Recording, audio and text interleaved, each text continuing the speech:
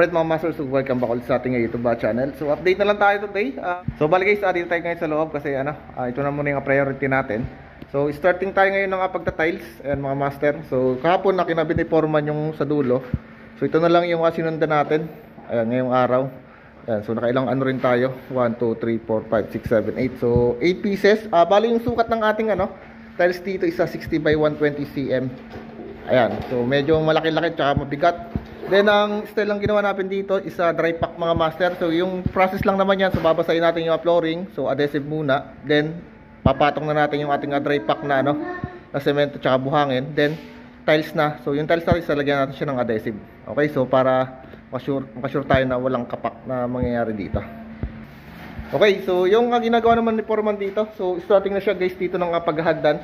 So inili-layout na rito mga master yung para sa madre natin dito. Ito kasi yung hagdanan natin. So ginamit natin dito sa tubular. Ayan mga master. Then kahoy na lang yung ating apakan yung step natin.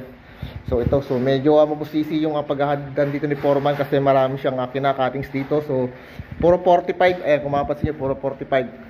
So, si engineer po yung nag-design nito. Ayan, so napakagaling talaga ng engineer. Okay, so pinahirapan talaga si Foreman.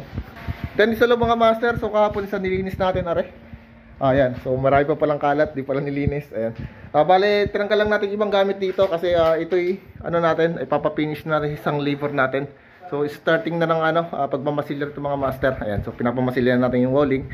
So siya nang bahala rito mag-finish hanggang sa Ayan, kasi ang dami natin ginagawa sa labas eh. Okay, so yun lang muna. Bali update ko ang kayo today. So salamat po.